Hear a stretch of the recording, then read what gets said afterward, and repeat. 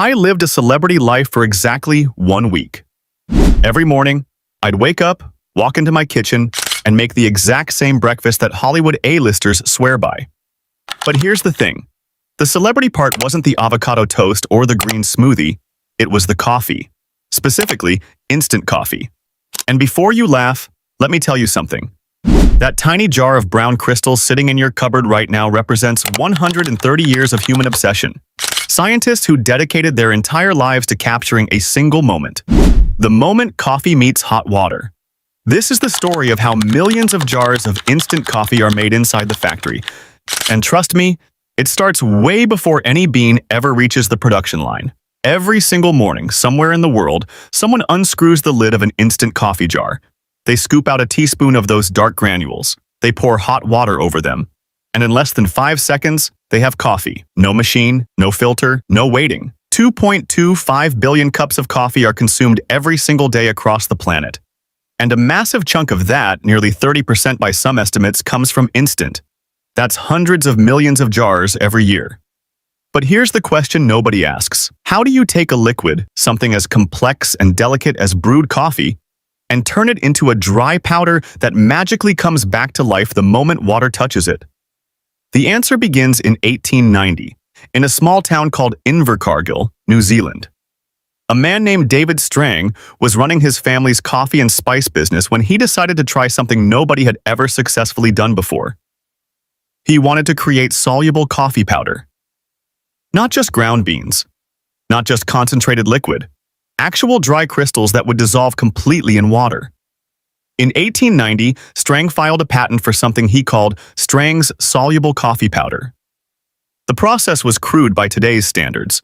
He would brew coffee, then evaporate the water using hot air, leaving behind a dry residue that could be ground into powder. It wasn't perfect. The taste was harsh, bitter, nothing like fresh coffee. But Strang had proven it was possible. Coffee could be dried. Coffee could be preserved. 11 years later, in 1901, a Japanese-American chemist named Sartori Kato took Strang's idea and pushed it much further.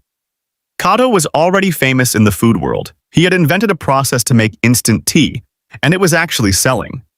But Kato believed the same technique could work for coffee.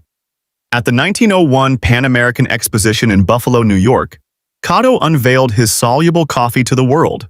The response was mixed. Some people were amazed. Others thought it tasted terrible. Kato's version was still bitter, still harsh, still not quite right. But he had done something crucial. He had brought instant coffee out of a small New Zealand laboratory and put it on the world stage. But the real breakthrough wouldn't come for another 37 years. And it wouldn't come from a coffee expert. It would come from a crisis. In 1938, Brazil was drowning in coffee. The country produced so much that prices had collapsed.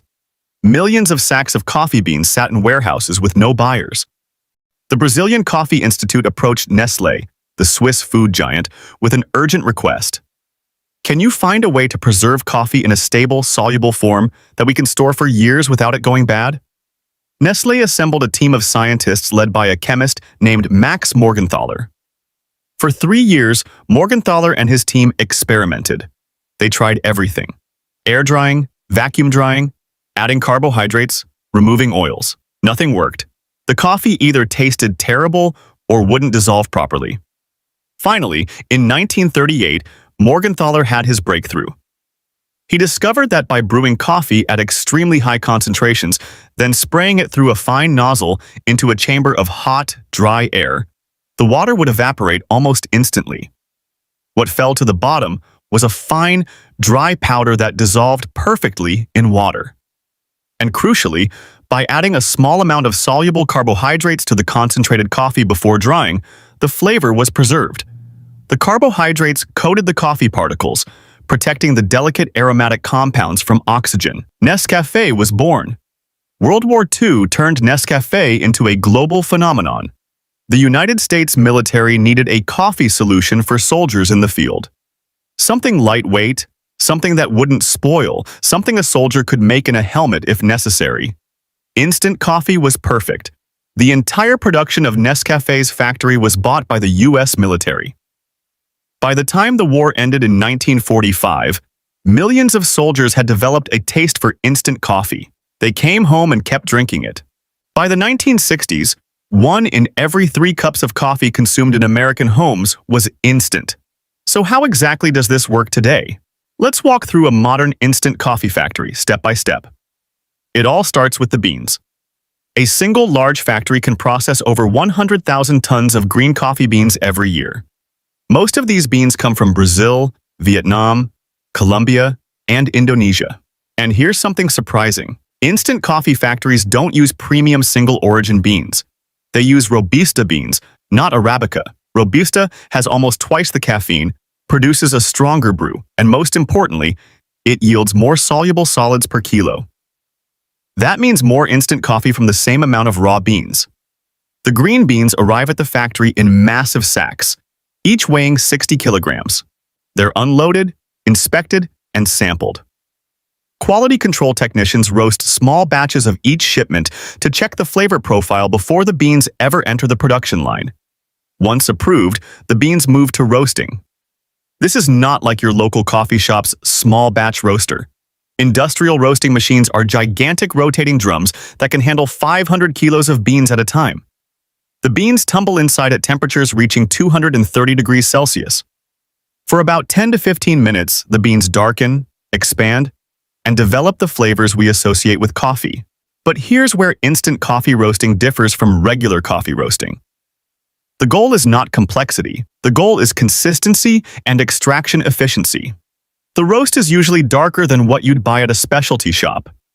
Darker roasts extract more easily. They produce a stronger, more bitter brew, and that's exactly what the factory needs. After roasting, the beans are cooled rapidly with forced air to stop the roasting process immediately.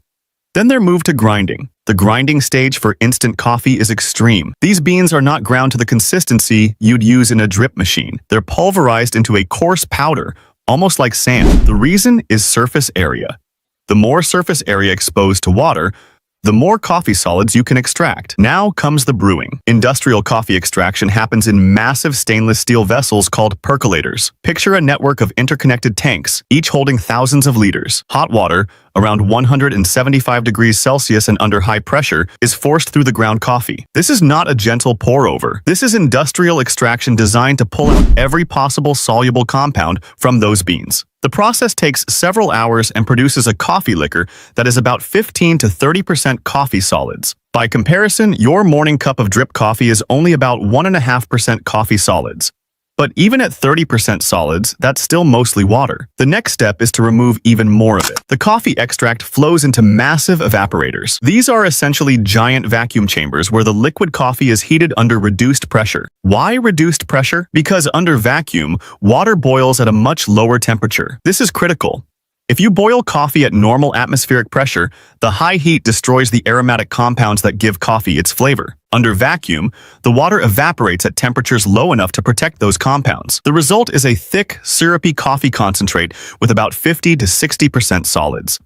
It looks like dark honey, smells intensely of coffee, and is absolutely undrinkable in this form. Now we reach the heart of the process. The first and most common method is spray drying. This is the direct descendant of Max Morgenthaler's 1938 breakthrough. The coffee concentrate is pumped to the top of a tower that can be 20 meters tall. At the top, the concentrate passes through an atomizer, essentially a disc spinning at 20,000 revolutions per minute. The spinning disc flings the liquid outward, breaking it into millions of microscopic droplets. These droplets fall through a stream of hot, dry air heated to about 250 degrees Celsius. As they fall, the water evaporates almost instantly. By the time the droplets reach the bottom of the tower, about 10 seconds later, all that remains is a fine, dry powder. The powder is collected at the bottom and immediately cooled. This is your classic instant coffee powder. Fine, light brown, and ready to dissolve in seconds. Spray drying is fast, efficient, and produces about 80% of the world's instant coffee. But there's a trade-off. The high heat, even though it's brief, can still damage some of the most delicate aromatic compounds. That's where the second method comes in. Freeze drying. This is the premium process, and it works on an entirely different principle. Instead of heat, it uses cold. The coffee concentrate is first frozen to -40 degrees Celsius on a conveyor belt, forming a solid sheet of frozen coffee. This frozen sheet is then broken into small granules. The granules are placed on trays and loaded into a vacuum chamber. Inside this chamber, the pressure is dropped to near zero and the temperature is slowly raised. Under these conditions, something remarkable happens. The frozen water in the coffee doesn't melt. It sublimates. It goes directly from solid ice to water vapor, skipping the liquid phase entirely. What remains are dry coffee granules with their structure perfectly preserved. Because no high heat was ever used, the aromatic compounds stay intact. Freeze-dried coffee tastes noticeably closer to fresh brewed coffee. You can see the difference too. Spray-dried coffee is a fine powder. Freeze-dried coffee looks like small, crystalline granules. That's why premium instant coffee brands almost always advertise that they are freeze-dried. There's one more piece of technology that makes modern instant coffee possible: aroma recovery. During the brewing and evaporation stages,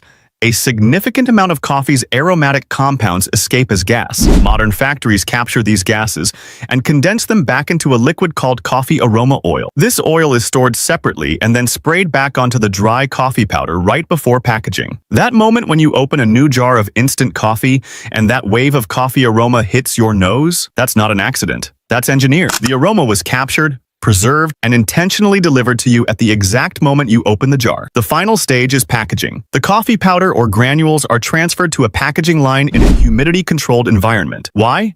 Because instant coffee is extremely hygroscopic. It absorbs moisture from the air like a sponge. If the factory floor is too humid, the coffee will clump together and spoil. The powder is filled into glass jars, which are immediately sealed with an airtight foil membrane. Some factories also fill the headspace of the jar with nitrogen gas to displace oxygen, further protecting the coffee from oxidation. Before any jar leaves the factory, it goes through multiple quality checks. Samples from every batch are dissolved in hot water and tasted by professional coffee tasters. They're checking for consistency, aroma, body, and any off flavors. A single batch that doesn't meet spec can be hundreds of thousands of jars. The United States Department of Agriculture estimates that global coffee production will exceed 175 million 60-kilogram bags in the coming year. Market research firm Fact M. projects the global instant coffee market will surpass $50 billion within the next decade. From David Strang's small laboratory in Invercargill to spray drying towers taller than buildings, from Sartori Kato's exhibition booth to freeze-dried granules landing in jars on supermarket shelves across 190 countries, instant coffee has come a very long way. The next time you unscrew that lid, scoop out a spoonful, and watch those crystals dissolve into hot water, you'll know exactly what it took to get there. 130 years, countless scientists, and a factory process so precise that every single jar tastes exactly the same. If you enjoyed this deep dive into how instant coffee is made, hit that like button, subscribe to Food MFG Lab, and let us know in the comments what food you want us to explore next. See you in the next video.